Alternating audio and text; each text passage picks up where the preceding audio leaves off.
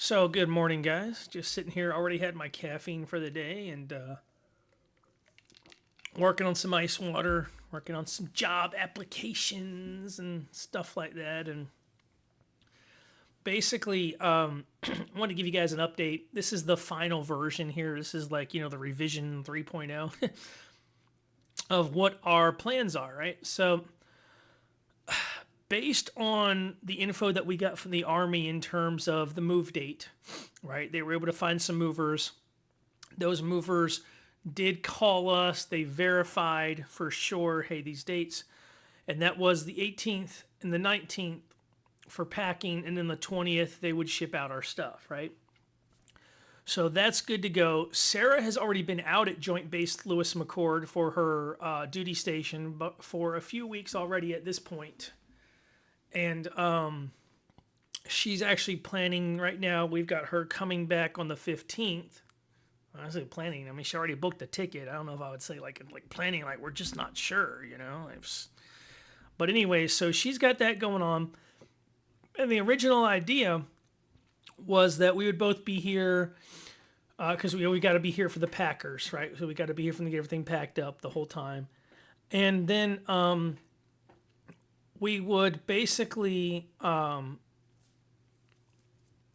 all fly out together with the dog and the cat on the 20th.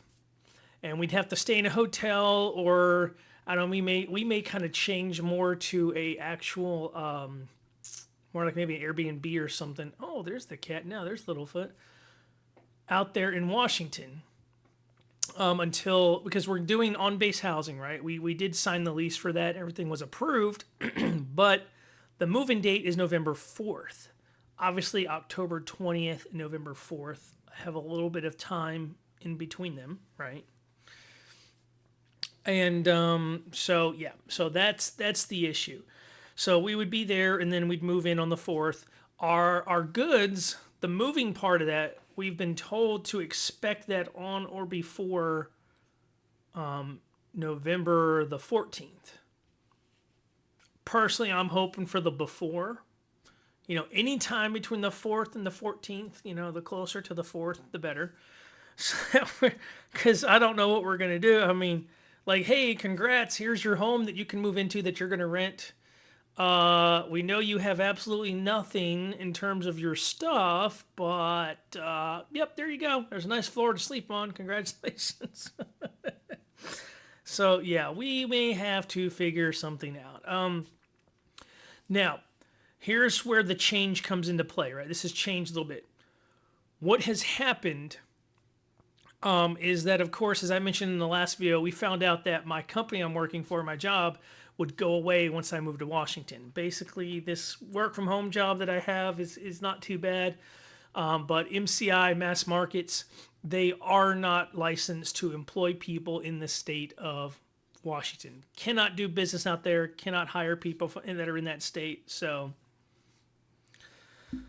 that's unfortunate. So that means when we move, I'd lose my job. Well, last week was my last week anyways. I decided Friday needed to be the last day so that I have time to really devote myself and really spend some time and energy on the job search, on interviews and applying, and not trying to navigate all that when I have a few minutes of downtime here and there throughout my workday.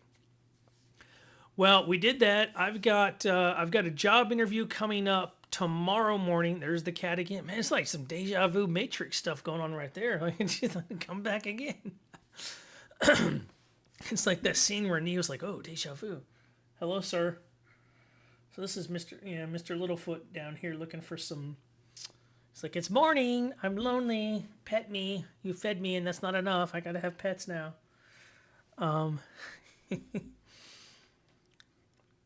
That's what when I work from home. So I call him my tuxedo coworker because he's our tuxedo cat. So it's my tuxedo coworker right there.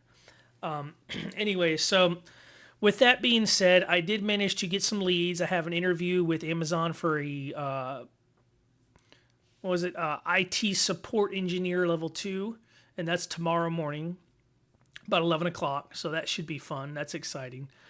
And then we've got an interview in person. So one of the companies that I applied for, and I've mostly been using Indeed, and I've even started looking at some stuff on LinkedIn for jobs. But basically, one of the companies said, "Hey, there he goes.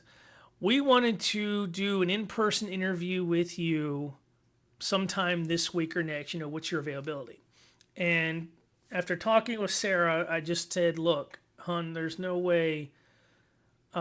There's just no way I could realistically tell them, like, hey, my only availability over the next 2 weeks is just one day on a Friday at the end of next week." I'm like, that's gonna really suck, because I can just see them being like, "Oh, sorry, that doesn't work for us," and then oops, that potential job opportunity falls through the cracks. Don't want that to happen. So what we did is I got a plane ticket to fly out there Monday, and I'll be out there by Monday evening in Washington. And sure enough, they responded back because I said, "Hey, I'm available any day, or I'm available anytime Tuesday through Friday of next week." And they came back and basically wanted to do Tuesday morning. So they're not messing around. I mean, this is kind of interesting. I mean, they've skipped past any kind of preliminary phone interview or anything like that. They're just straight up like, "We want you to come in." So we shall see how that goes. So I'll fly out there with that little fur ball you just saw earlier. It's our cat Littlefoot. It's Daddy's kitty. Yeah, my wife doesn't. She knows because I've got the face fur, so I get those nuzzles at night. But anyways, yeah. So I'll fly out with him, and he's small enough that basically. And here's the great thing: I didn't know this. I thought you had to pay extra. Apparently, you don't. It's just that your cat has to be in a carry-on. Basically, you forego having a carry-on, and he just has to kind of fit under the seat the whole time, basically in his little carry cage thing. So that'll be cool. We were thinking about the dog and maybe shipping him. He would have to fly out in the cargo area, and we just thought that could be kind of traumatic. With me being out there early, so Sarah's going to fly in Saturday. There goes Brownie. Here's the dog. It's nice that my pets just stealthily, like kind of low key, kind of make an appearance, and then like, oh, he's just talking to the camera. Oh, never mind. Anyway, so what we'll do is she'll fly in Saturday and I'll fly out Monday. She'll be here for the whole deal with the movers, making sure that's squared away, and then we will fly out.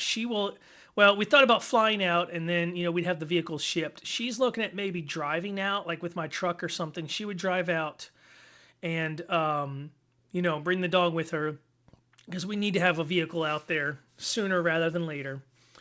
And so she would head out on the 20th. It's a 44-hour drive nonstop. Obviously, she wouldn't do that nonstop. I would really feel better if she could find someone to go with her. I think she was still trying to track that down, but it wasn't looking too good.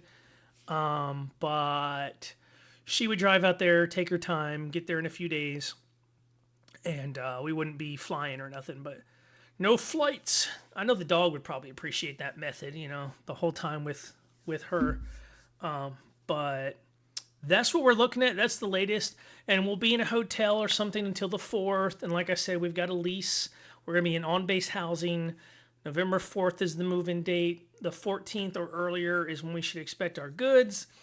And that is the schedule. That's where we're at. And the next time you guys see and hear from me, it should be from the West Coast out there in Washington State. So I'm excited about the move.